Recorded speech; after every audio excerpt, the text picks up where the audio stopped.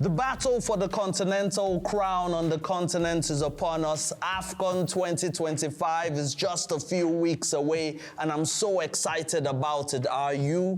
Well, today's trivia question, I simply want to know, when was the last time Morocco hosted the Afcon tournament? If you don't have the answer to that, don't worry, my friend. We've got the answer later on the show. You just have to keep watching the continent's #1 magazine show. SC, the Afcon is here. Are you not excited? Look, I am excited as per what we saw in the previous Afcon. But for me, I have to look at South Africa and say I can't wait to see South Africa because they've been doing so well. They're on a trajectory. Look, the rankings are not favoring us, but Hugo Bruce just brought out his preliminary squad. Question marks around it as supporters, but look, as analysts, we don't sit in that position. We look at the team and say, let's see what happens. Okay, we'll get into that conversation. No juju for the Afcon. The juju guys will deal with you when we meet. Now let's get into what we saw in the CAF Champions League, because we saw 20 goals over 8 matches. We saw our athlete being the top scorer, scoring 4 goals. Yeah. I mean, they scored more than everyone else. Let's talk about start with the MC Algier versus Hilal game. Yeah, the Sudanese team, and you look at MC Algier, what they gave us into this game. What an interesting game. I think this Rulani's first match in the CAF Champions League with MC Algier, quite an interesting one. Unfortunately, he lost this one, but you look at how he lost it. I mean, Al Hilal brought something interesting for him to deal with. And I like the those vertical balls. I like the fact that there's an interview that came out in one of the post we see, on the internet, that he says he doesn't like a lot of width attack play. And interestingly enough, in this game, when you look at it, Al Hilal were literally exploiting that opportunity. The width play with Koulibaly. Yeah, most definitely. Not only Koulibaly as well, man. You look at Magisha, Jean-Claude Magisha. You look at what he brought into this game. For me, man of the match, definitely impacted the game so well. But there are so many instances in the game. You look at in terms of the red cards that came out. For me, top of the conversation has to be the officiating, to say, I look at the ref and I'm like, you know what, he did his job, and literally the game went as per what he wanted it to go through in terms of the phases of what refs would bring into the game. The red cards that were there, the yellow cards that were there, but breaking it down, Al Hilal, for me, as I said earlier on, you look at the width play that they brought into this game, the 2 wingers, I think they did a brilliant game. And you look at also in the middle of the park what was happening there. I think there were question marks around it. Salah Adil, an ill-disciplined player for me. I mean, he gets a yellow card, a necessary yellow card. In that instance, when you look at it, that yellow card literally makes MC Algier score, because from that situation on, they go on to score in the next phase of the game.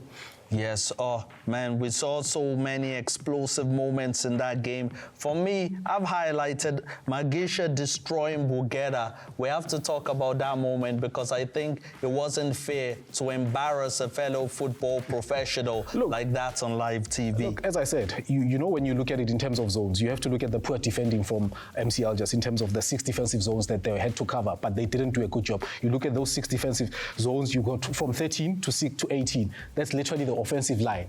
And in terms of defending the box, they were so poor, because if you look at the 2 goals that come in, these are box goals, and that tells you that they are poor in terms of defending the box and the zones, which is 13 and 14 and 15 as well. So they really need to polish their zones, because they're coming up against a team that is so good in terms of that going forward. But for me, again, for them, they've got a good ball rotation in terms of what they want to do with the ball. Yes. And I think the more Rulani gets into this team, the more we're going to see how he rotates his ball. We've seen what he does at Sundowns when he brought the team in terms of playing diamonds, in terms of playing the next phase of the game, in terms of offensive line and playing a higher line. And this team plays right now on a mid-line. So that tells you that this is a team that's going to be well-drilled as time goes on. Okay, let's quickly talk about MC Algier's losing their most important defender, central defender, Kazela, number 19, and moving their right back centrally, Alaimia, coming into the center. Did that affect the game? It did affect the game, because you have to look at Abdelalayou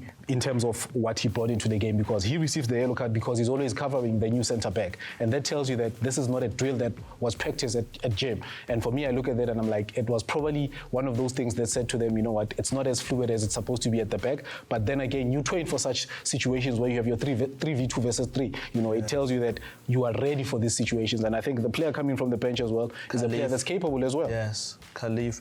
Well, Hey, MC Algier is one of those teams very difficult to beat away from home. It's not too late for them to qualify from the group. It's only match day one, so only match day one. Yes, but which other games impressed you over the weekend? You have to look at the Simba Petro game. What an interesting game. And let's remember that Simba, it's the only team now that's playing in Dar es Salaam.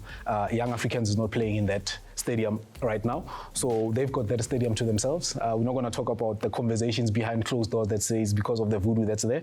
But for me, I have to give Simba probably a lauding to say, guys, you know, when you get opportunities, use them. If you look at the opportunity that Simba had in this match, you look at guys such as Stephen Mukwala, you know, Neo Mayema, they had so many opportunities inside the box. There's an opportunity that Rushin Daruk gets from an aerial set play, and he heads the ball onto the post. That tells you this team was offensive. That tells you this team wanted to score.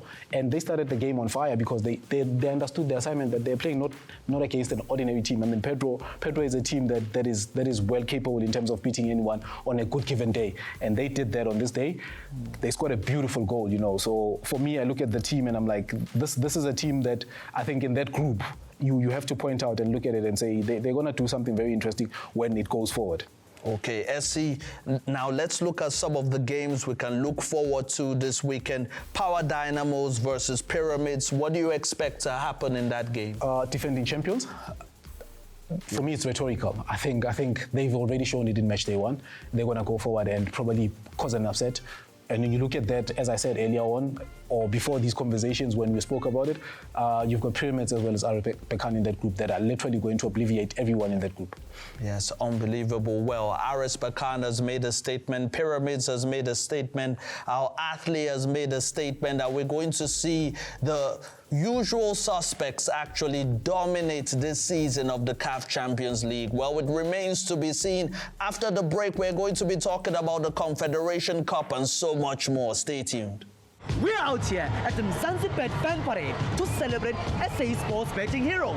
It's a smooth who backed the boys to extend their 10-game winning streak.